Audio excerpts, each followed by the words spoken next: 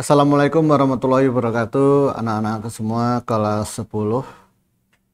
Di sini saya mengucapkan selamat siang. Semoga kalian semua dalam lindungan Allah Subhanahu wa taala, ya. Apakah salam dan salawat kita berikan kepada junjungan Nabi Muhammad SAW.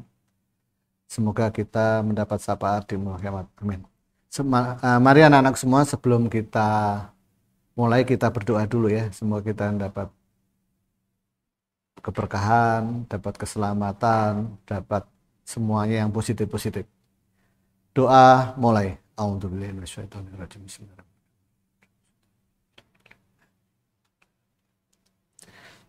Oke, anak-anakku semua yang Bapak sayangi, kita akan melihat apa yang terjadi pada saat ini, atau maaf, pada saat-saat sekarang ini, pada masa yang lampau. Nah, kalau kita melihat ke masa yang lampau pada saat ini, yaitu tentunya kita meriwai kejadian-kejadian apa yang pernah terjadi. Nah, itu kalau bagi diri kita lah. Tentunya setelah kita melihat kejadian-kejadian yang lama atau yang telah berlalu, itu akan membuat kita teringat. Bisa juga kita bisa memperbaiki diri, peningkatan, menghindari hal yang pernah kita lakukan ternyata tidak bagus, dan sebagainya. Itu namanya pembenahan. Itu yang bagus, yaitu melihat sejarah. Bagaimana sejarah bangsa kita pada masa dulu? Sejarah kita pada masa dulu itu kondisinya kayak apa? Nah, mari kita melihat sejarah, biar kita tidak lupa dengan sejarah. Kalau manusia yang lupa dengan sejarah, itu nanti kadang manusia itu bisa juga tidak berakhlak. Lupa dengan sejarahnya dulu, gimana, begitu sekarang, wah, itu nggak boleh. Jadi kita harus lihat. Sama, yaitu kita akan melihat yaitu tentang kerajaan-kerajaan yang dahulu. Bahwa negara kita dari dulu itu adalah negara yang subur makmur misalnya, atau kalau di dalam bahasa kena gemah ripah loh jinawi. Nah, itu tadi. Jadi apa yang ditanam pasti hidup. Karena dulu dalam pengaturan wilayah akan disekat-sekat, yaitu per wilayah dibagi. Di Pulau Jawa aja itu ada berapa penyekatan pembagian wilayah, yaitu dengan nama kerajaan, atau setelah Islam masuk ada kesultanan dan sebagainya, dibagi per wilayah. Nah, pembagian dengan per wilayah itu akan memudahkan orang-orang tertentu di dalam mengatur wilayahnya karena tidak terlalu luas. Tapi sekarang bangsa Indonesia kan penduduknya aja sudah 270 sekian juta.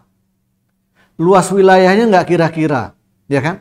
Terdiri dari pulau dan laut dan selat dan semuanya. Nggak terkira-kira. Lah, mengaturnya gimana? Sulit juga, ya kan? Walaupun sudah dibantu oleh beberapa bawahan, ya. Dari presiden, dari menteri-menterinya, menteri dari wilayah berikutnya, terus sampai gubernur ke bawah, sampai dengan RT, RW, RT. Nah, terus bagian lagi ada keluarga, kakak keluarga. Nah, seperti itu aja kita masih belepotan misalnya. Nah, itu makanya ayo kita melihat. Kita melihat dari kerajaan pada zaman dahulu, yaitu kerajaan Islam. Jadi kalau kerajaan Islam itu disebut dengan kesultanan. Sampai sekarang masih ada kesultanan, ya kan? Kamu bisa melihat nanti kesultanan-kesultanan ada di dunia ini, ya. Seperti ini. Yaitu kita melihat kerajaan Islam di Indonesia, yaitu yang sebelumnya yaitu kerajaan Banjar, ya. Kemudian ada kerajaan Gua Talo, ya, Gua Talo, yaitu di sini raja yang terkenal dari Gua Talo di situ ada Sultan Hasanuddin, ya. Sultan Hasanuddin yaitu terkenal, ya, yaitu karena apa? Dia terlibat konfrontasi perang, ya, dengan VOC, ya. VOC itu perusahaan dagang, company, ya, milik Belanda. Swasta yang diberi hak penuh oleh pemerintah Belanda untuk melakukan beberapa hal, mencetak uang, ya, membeli atau mempunyai senjata, kemudian memperinvasi, memperluas wilayah, diberi wewenang khusus oleh Ratu Hermina atau oleh Ratu Belanda pada saat itu ya. Seperti itu. Di situ. Kemudian karena kehidupan politik inilah maka Sultan Hasanuddin ya di Gua Talo sana terjadilah beberapa pemberontakan dengan terjadinya pemberontakan itu maka juga membuat repot para kolonialis atau Belanda. Kemudian dari segi itu merupakan daerah ini adalah kehidupan sebenarnya kehidupan perekonomiannya ini itu merupakan sebagai bandar pedagang rempah-rempah ya. Rempah-rempah terbesar di Indonesia Timur, Indonesia wilayah timur ya di situ ya. Di situ termasuk besar ya. Kita lihat itu kepulauannya di sini adalah Kepulauan Sulawesi, luas ya, sampai Kepulauan Aru ya. Dilihat kalau kamu lihat nanti. Kutai Kalimantan ini termasuk juga wilayahnya ya, dikuasai juga oleh Hasanuddin di sini, Sultan Hasanuddin ya. Gua Talo di situ. Kalau kita melihat pulau yang kayak huruf K ini adalah ada Buton, Makassar, semuanya itu kepulauan sampai dia melebar ke Kepulauan Aru sampai ke Kalimantan yaitu Kutai. Inilah maka dia disebut sebagai bandar ya, bandar pelabuhan atau disebut dengan pedagang rempah-rempah terbesar di wilayah Indonesia bagian timur. Kemudian bagaimana kehidupan sosial ekonominya menganut sistem feodal ya karena ada ini gaya Belanda tadi. Rakyat sangat setia terhadap raja, kayak feodal itu sama ya, Belanda juga feodal juga, siapa yang punya modal sebenarnya. Dan dia kalau kesultanan sama dengan kerajaan ya, dia selalu taat dan patuh pada raja atau sultan. Karena tanah yang dia tempatin semua itu adalah milik raja atau milik sultan, maka dia taat dan patuh. Itu kerajaan aku. Di sini kalau kita melihat perkembangan daripada Gua Talo di sini ya, mencerminkan bahwa mayoritas kehidupan di sini yaitu Islam, dari keagamannya Islam. Ya. Kondisi dilihat dari Datuk Ri Bandang ya, ulama Islam dari Sumatera Barat itu menyebarkan agama Islam di wilayah Makassar. Dia datang nih, dari Datuk Ri Bandang ya, itu kalau Datuk orang Padang itu datang ke Makassar sana menyebarkan agama Islam di sana dan seterusnya ya. Ini sehingga menyebabkan mayoritas masyarakat itu selalu harus agamanya Muslim sesuai dengan raja atau ratunya di sana atau sultannya. Itu wilayah biasanya seperti itu. Maka perkembangan Islam di sana sangat besar sekali sehingga pada masa pemerintahan Hasanuddin ini Kesultanan Gua Talo terlibat perang yang sangat besar pada saat itu dengan VOC yang terkenal dengan nama Perang Makassar, yaitu pada ya itu istilahnya 666 ya, 1666 sampai 1669. Nah, tinggal hitung berapa di situ. Ini perang ini termasuk perang terbesar yang pernah dialami VOC pada abad ke-17. Ingat ya, perang terbesar yang dialami VOC dalam abad ke-17 yaitu Perang Makassar ya, terjadi beberapa tahun ya, hampir 3 tahun seperti itu. Keberanian Hasanuddin memorak-porandakan pasukan Belanda di Maluku membuatnya mendapat julukan ayam jantan dari timur. Perang tersebut dilatar belakangi cita-cita Hasanuddin menjadikan Makassar pusat kegiatan perdagangan di Nusantara bagian timur ya. Hal ini mengancam aktivitas ekonomi Belanda. Pertama, bagi Belanda kehadiran Kesultanan Gua Talo saja sudah mengancam lalu lintas perdagangan mereka dari Maluku ke Batavia. Kedua, rencana Hasanuddin mengancam eksistensi dan penguasaan ekonomi Belanda di Maluku. Belanda merasa berkuasa atas Maluku dan merupakan sumber rempah-rempah, menganggap Makassar pelabuhan gelap karena ikut juga memperjualbelikan rempah-rempah. Maunya Belanda kan semua dikuasai. Jadi lainnya tidak, maka dianggap merasa resmi kepemilikannya, maka Kesultanan Gua Talo dianggap pasar gelap. Nah, itu tadi. Diawali dengan pelucutan dan perampasan terhadap armada Belanda. Nah, ini keberanian Hasanuddin. Kapalnya diambil senjata semua, diambil semua dan Kemudian pasukan Hasanuddin, Belanda kemudian menyerang Makassar setelah sebelumnya mendapat kepastian bantuan dari Sultan Bone Arupalaka bersedia membantu Belanda dengan syarat Bone diakui sebagai sebuah kesultanan. Biasa, divide of impera, itu melakukan adu domba. Itu yang diambil Belanda dengan sistem. Kalau secara fisik, secara nyata kalah Belanda dengan Sultan Hasanuddin. Makanya dia akan bagaimana supaya menang. Yaitu biasanya mempengaruhi musuh-musuh Kesultanan Hasanuddin itu siapa, dia akan bantu dari belakang dengan iming-iming. Padahal apa? Nanti Belanda akan memancing air keruh ya, itu tadi yang mancing di air keruh tadi. Itu teknik yang dipakai Belanda sampai sekarang masih banyak dipakai oleh orang-orang kita bangsa Indonesia karena merasa dia masih aktif, masih bisa memakai divide of impera ini seperti itu. Itu tentang kerajaan kerajaan Goa atau Taut. Kemudian kerajaan Ternate dan Tidore ya. Kalau kita melihat bagaimana Kesultanan Ternate dan Kesultanan Tidore ya. Ini pada 1257 sampai dengan sekarang ya. Itu Kesultanan Ternate. Kemudian Tidore 1322 sampai akhir abad ke-18. Kalau kita melihat wilayahnya di sini yaitu Sulawesi tidak keseluruhan. Nanti kamu lihat di buku ini, buku Sejarah Indonesia, di situ ada gambarnya, tidak secara keseluruhan.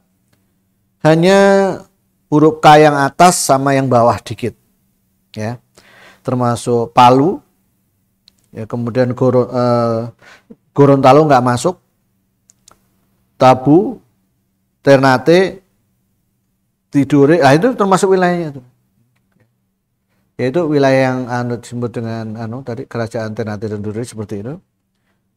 Ambon, Kepulauan Seram, Tobungku, Buton, itu termasuk wilayah-wilayahnya.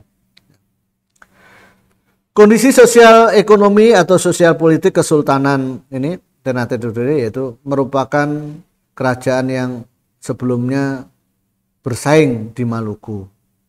Kedua kerajaan akhirnya bersekutu untuk mengusir Portugis dari Maluku pada waktu itu ya. Bagaimana untuk mengusir kondisinya ya. Kemudian bagaimana kehidupan ekonominya, yaitu adanya persekutuan Uli Siwa dan Uli Lima sebagai bentuk persaingan. Cengkih dan pala merupakan komoditas terkenal dari kedua kerajaan ini. Ya, jadi kalau kita melihat kondisinya, yaitu secara ekonomi di sana bagus karena cengkeh dan pala itu rempah-rempah termasuk mahal. Dan di sana kehidupan sosial menerapkan syariat Islam dengan melibatkan ulama kerajaan, menerapkan toleransi terhadap pemeluk agama selain Islam. Jadi toleransi itu sudah ada dari dulu. Zaman kerajaan Islam itu di sana bukannya minoritas dikucilkan, dihancur, tidak. Itu yang terjadi di sana ya. Walaupun aturannya seharusnya kalau rajanya Islam, di sana Islam. Raja ini biasanya seperti itu. Tapi kalau di Islam di sini kan tidak. Dia menjaga toleransi beragama. Karena kita di Indonesia terkenal dengan kebudayaannya, yaitu toleransi. Ya, Bhinneka Tunggal Ika. Nah, beda-beda tapi tetap satu juga. Nah, itu tadi. Dengan menghadapi kerajaan Ternate dan Tidore ini yang karena bersatu, maka VOC kocar kacir juga. Belanda ya, kocar kacir dalam menghadapi seperti ini. Kenapa? Sini udah mulai pakai sekutu. Teknik sekutu lebih menguntungkan ya. Lebih bagus karena dengan dua kekuatan maka akan mudah untuk menjatuhkan satu kekuatan di situ. Jadi itulah mulai belajar kesatuan di Indonesia.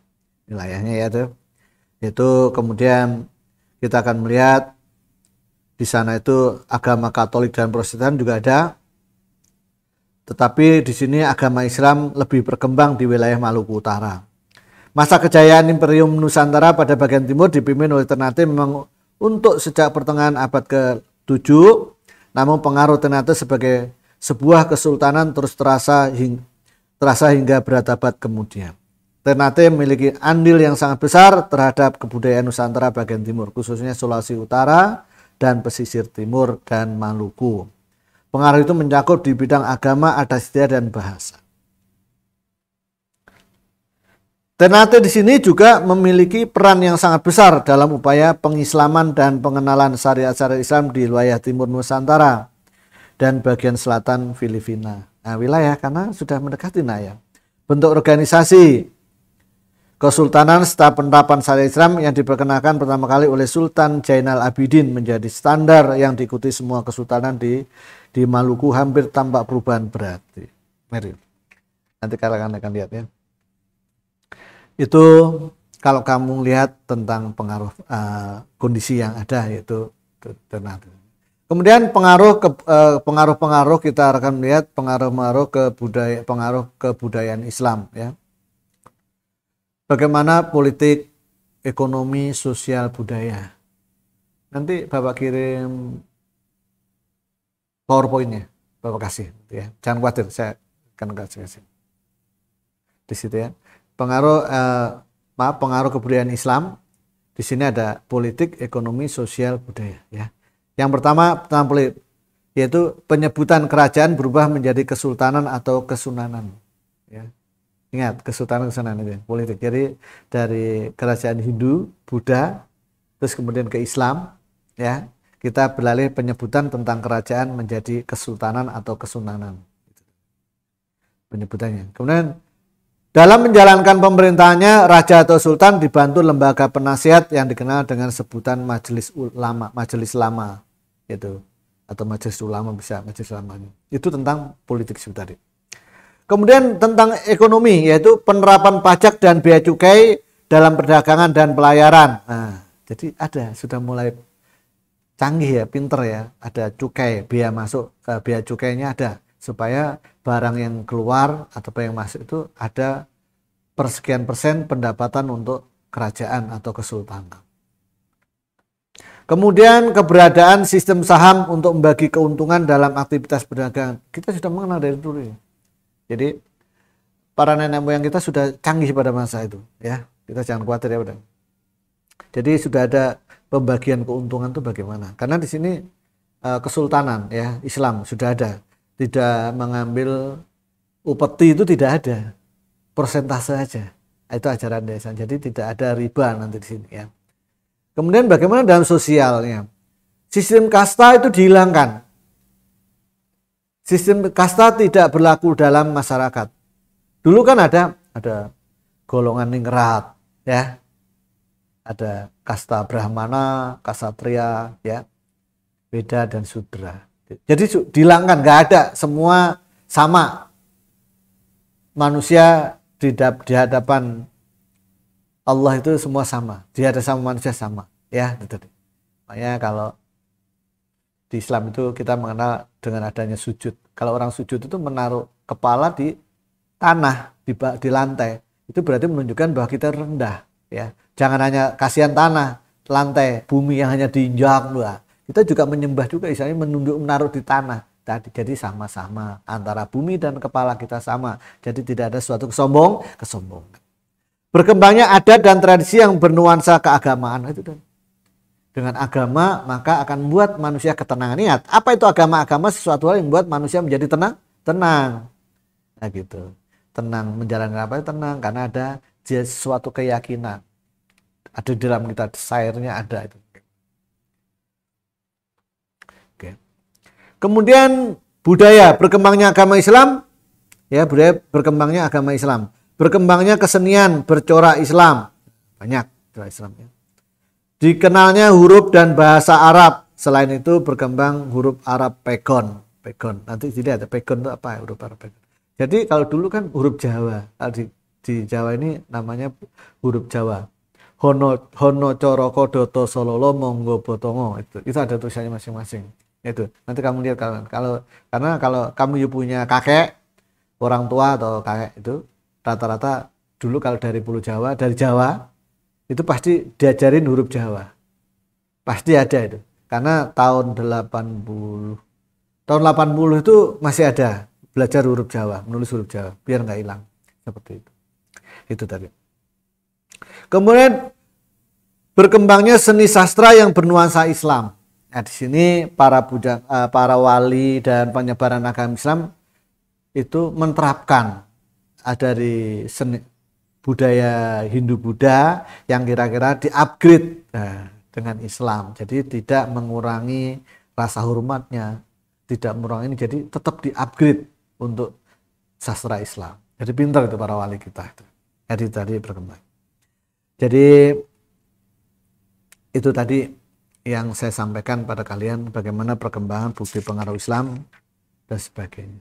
Harapan Bapak untuk menginjak semester ini nanti supaya kamu lebih giat belajar lagi dan selalu up to date datanya, up to date data, up to date materi sejarah, kamu selalu melihat dalam YouTube, dalam apa kamu lihat, kamu pelajari, jangan hanya wait your teacher, jangan menunggu dari guru saja, ya, kamu cari sendiri, searchingnya ya, dan terus bagaimana biar kamu lebih maju. Itu harapan saya pada kalian semua. Nah, nanti kita akan menginjak yaitu berikutnya yaitu tentang bab kelima, Indonesia pada masa kolonialisme. Kita akan bahas nanti tentang penjajahan. Mungkin itu saja yang saya sampaikan pada kalian. Saya minta maaf kalau ada suatu salah dan sebagainya.